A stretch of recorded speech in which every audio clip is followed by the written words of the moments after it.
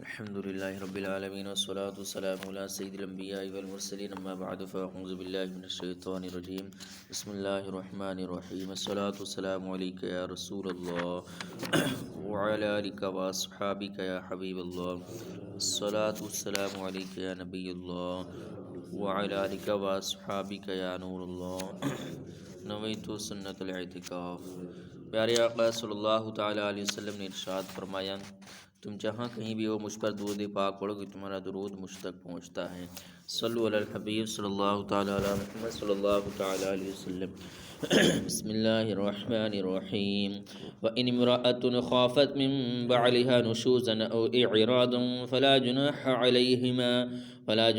عَلَيْهِمَا أَن يُصْلِحَا بَيْنَهُمَا صُلْحًا وَالصُّلْحُ خَيْرٌ وَأُحْضِرَتِ الْأَنفُسُ الشُّحَّ وَإِن تُحْسِنُوا وَتَتَّقُوا فَإِنَّ اللَّهَ كَانَ بِمَا تَعْمَلُونَ خَبِيرًا۔ ترجمہ کنز العرفان۔ اور اگر کسی عورت کو اپنے شوہر کی زیادتی یا بے رغبتی کا اندیشہ ہو تو ان پر کوئی حرج نہیں کہ آپس میں صلح کر لیں، اور صلح بہتر ہے اور دل کو لالچ کے قریب کر دیا گیا ہے۔ اور اگر تم نیکی اور پرہیزگاری اختیار کرو تو اللہ کو تمہارے کاموں کی خبر ہے۔ وَإِنِ امْرَأَةٌ خَافَتْ مِن بَعْلِهَا نُشُوزًا، اور اگر کسی عورت کو اپنے شوہر کی زیادتی کا اندیشہ ہو۔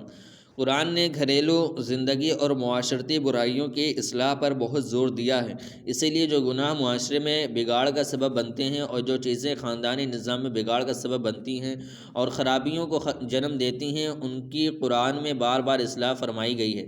جیسا کہ یہاں فرمایا گیا کہ اگر کسی عورت کو اپنے شوہر کی زیادتی یا بے رغبتی کا اندیشہ ہو، زیادتی تو اس طرح کہ شوہر اس سے علیحدہ رہے، کھانے پہننے کو نہ دے یا اس میں کمی کرے یا مارے یا بد زبانی کرے، اور اعراض یعنی منہ پھیرنا، یہ کہ بیوی سے محبت نہ کرے، بول چال ترک کر دے یا کم کر دے، تو ان پر کوئی حرج نہیں کہ آپس میں افہام و تفہیم سے صلح کر لیں، جس کا آسان طریقہ یہ ہے کہ عورت شوہر سے اپنے مطالبات کچھ کم کر دے اور اپنے کچھ حقوق کا بوجھ کم کر دے، اور شوہر یوں کرے کہ باوجود رغبت کم ہونے کے اس بیوی سے اچھا برتاؤ بتکلف کرے۔ یہ نہیں کہ عورت ہی کو قربانی کا بکرا بنایا جائے۔ مرد و عورت کا یوں آپس میں صلح کر لینا زیادتی کرنے اور جدائی ہو جانے دونوں سے بہتر ہے، کیونکہ طلاق اگرچہ بعض صورتوں میں جائز ہے مگر اللہ عز و جل کی بارگاہ میں نہایت ناپسندیدہ ہے۔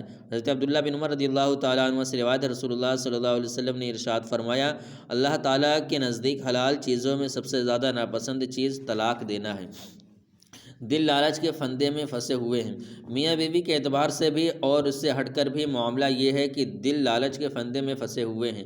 ہر ایک اپنی راحت و آسائش چاہتا ہے اور اپنے اوپر کچھ مشقت گوارا کر کے دوسرے کی آسائش کو ترجیح نہیں دیتا، لہذا جو شخص دوسرے کی راحت کو مقدم رکھتا ہے اور خود تکلیف اٹھا کر دوسروں کو سکون پہنچاتا ہے وہ بہت باہمت ہے۔ اسی طرح کی چیزوں کے بارے میں قرآن پاک میں اللہ عز و جل ارشاد فرماتا ہے، وَيُؤْثِرُونَ عَلَىٰ أَنفُسِهِمْ وَلَوْ كَانَ بِهِمْ خَصَاصَةٌ وَمَنْ يُوقَ شُحَّ نَفْسِهِ فَأُولَٰئِكَ هُمُ الْمُفْلِحُونَ۔ ترجمہ کنز العرفان۔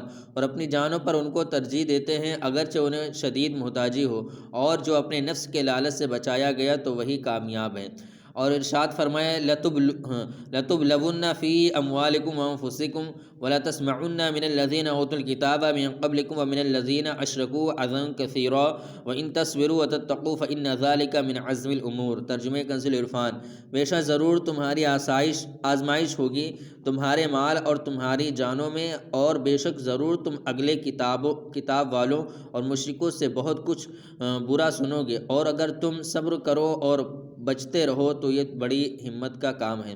اور ارشاد فرمایا، وَلَا تَسْتَوِي الْحَسَنَةُ وَلَا السَّيِّئَةُ اِدْفَعْ بِالَّتِي هِيَ أَحْسَنُ فَإِذَا الَّذِي بَيْنَكَ وَبَيْنَهُ عَدَاوَةٌ كَأَنَّهُ وَلِيٌّ حَمِيمٌ وَمَا يُلَقَّاهَا إِلَّا الَّذِينَ صَبَرُوا وَمَا يُلَقَّاهَا إِلَّا ذُو حَظٍّ عَظِيمٍ۔ ترجمہ کنز العرفان۔ اور نیکی اور بدی برابر نہ ہو جائیں گی۔ اے سننے والے، برائی کو بھلائی سے ٹال، جبھی وہ کہ تجھ میں اور اس میں دشمنی تھی، ایسا ہو جائے گا جیسا کہ گہرا دوست۔ اور یہ دولت نہیں ملتی مگر صابروں کو، اور اسے نہیں پاتا مگر بڑے نصیب والا۔ حدیث شریف میں ہے کہ حضرت انس بن مالک رضی اللہ تعالیٰ عنہ سے روایت ہے، حضور صلی اللہ علیہ وسلم نے ارشاد فرمایا، جو تم سے قطع تعلق کرے تم اس سے رشتہ جوڑو، اور جو تم پر ظلم کرے تم اس سے درگزر کرو۔ وَإِن تُحْسِنُوا اور اگر تم نیکی کرو۔ یہاں بطور خاص عورتوں کے حوالے سے فرمایا گیا کہ اے مردو اگر تم نیکی اور خوف خدا اختیار کرو اور باوجود نامرغوب ہونے کے اپنی موجودہ عورتوں پر صبر کرو اور ان کے ساتھ اچھا برتاؤ کرو اور انہیں ایذا و رنج دینے سے اور جھگڑا پیدا کرنے والی باتوں سے بچتے رہو اور ان کے ساتھ زندگی گزارنے میں نیک سلوک کرو اور یہ جانتے رہو کہ وہ تمہارے پاس امانتیں ہیں اور یہ جان کر حسن سلوک کرتے رہو تو اللہ عز و جل تمہیں تمہارے اعمال کی جزا دے گا۔